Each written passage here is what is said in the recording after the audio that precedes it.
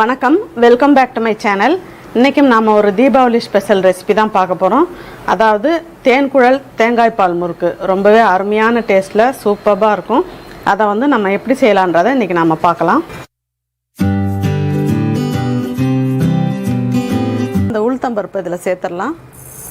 இப்போ இது ஒரு கப்பு மாவு எடுத்திங்கன்னா 2 டீஸ்பூன் போட்டுக்கோங்க.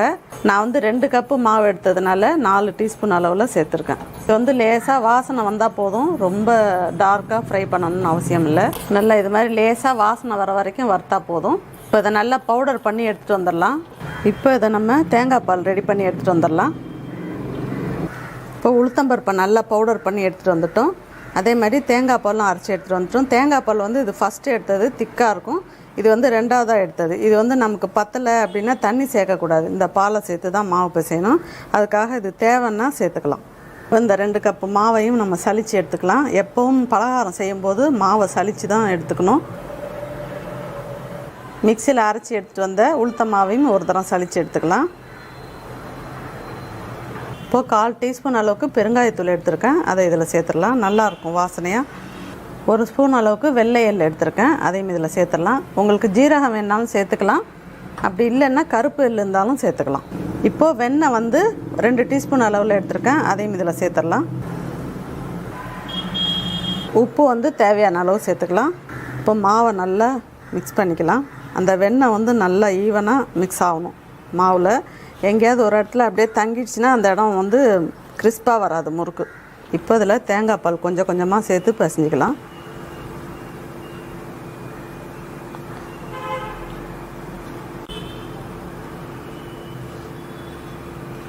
உங்களுக்கு அந்த பால் பத்தில் பிசையறதுக்கு அப்படின்னு நினச்சிங்கன்னா 2வதாக எடுத்து வச்சுருக்கிற பாலை சேர்த்து பிசைஞ்சிக்கலாம், தண்ணி சேர்க்க வேணாம்.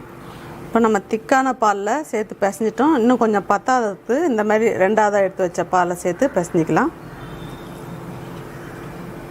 நல்லா இந்த மாதிரி பதத்துக்கு பிசைஞ்சிக்கணும் மாவை. நல்லா கெட்டியாக இருக்கணும். ரொம்ப தண்ணி ஆகிடுச்சின்னா முறுக்கு வேகிறதுக்கு ரொம்ப லேட் ஆகும், செவந்து போயிடும் முறுக்கு. மாவு ரெடி ஆகிடுச்சி, நம்ம முறுக்கு போட்டு எடுத்துடலாம். இப்போ முறுக்கு போட்டு எடுக்கிறதுக்கு தேவையான அளவு எண்ணெய் சேர்த்துக்கலாம்.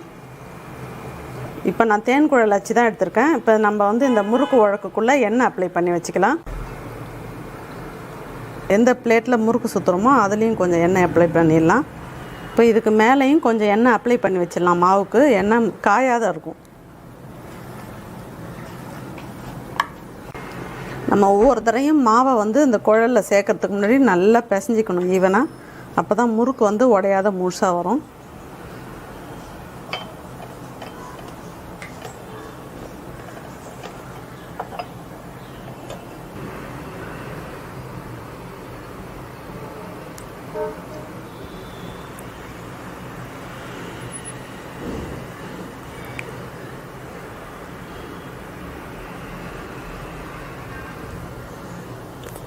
கடைசியில் இப்படி எடுத்துகிட்டு லேசாக ப்ரெஸ் பண்ணி விட்டுறணும். இப்போது மெதுவாக எண்ணெயில் போட்டுடலாம்.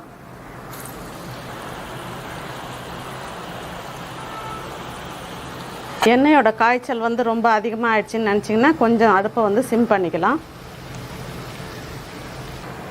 இப்போது திருப்பி போட்டுடலாம். நல்லா இது மாதிரி சலசலப்பு அடங்கினோன்னா எடுத்துடலாம். நல்லா இது மாதிரி வெள்ளையாக வரணும் முறுக்கு.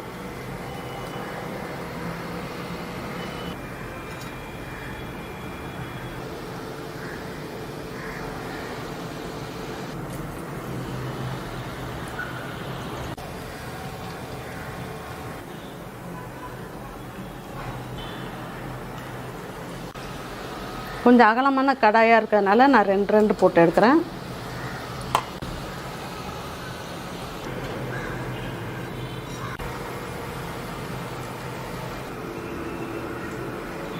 ரொம்பவே அருமையான டேஸ்ட்டில் தேங்காய் பால் தேன்குழல் முறுக்கு செஞ்சுருக்கோம். ரொம்ப சூப்பர் டேஸ்ட்டில் இருக்கும். நம்ம தேங்காய் பால் வெண்ணெய் எல்லாம் சேர்த்து செய்யும்போது ரொம்பவே கூடுதல் சுவையோடவே அருமையாக இருக்கும்.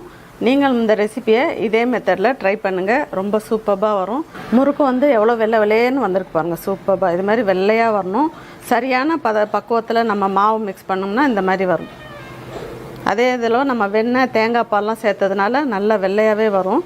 இப்போ இது எவ்வளோ கிறிஸ்பியாக வந்திருக்குன்றதை நான் உங்களுக்கு காட்டுறேன் பாருங்கள். ரொம்பவும் கடக்குன்னு இல்லாத இப்படி உடைச்சாலே அப்படி டக்குன்னு உடையுது பாருங்கள். நல்லா முறுமுறுன்னு அருமையாக வந்திருக்கு. இதை நான் உங்களுக்கு உடச்சி காட்டுறேன். முறுமுறுன்னு அருமையாக வந்திருக்கு பாருங்கள். நீங்களும் இதே ரெசிபியை இதே மெத்தடில் ட்ரை பண்ணுங்கள். அருமையாக வரும். எப்படி வந்ததுன்றதை கமெண்ட்ஸில் சொல்லுங்கள். உங்களுக்கு அந்த ரெசிபி பிடிச்சிருக்குன்னு நினைக்கிறேன். பிடிச்சிருந்ததுன்னா லைக் பண்ணுங்கள், ஷேர் பண்ணுங்கள், சேனலை மறக்காமல் சப்ஸ்கிரைப் பண்ணுங்கள். தேங்க்யூ.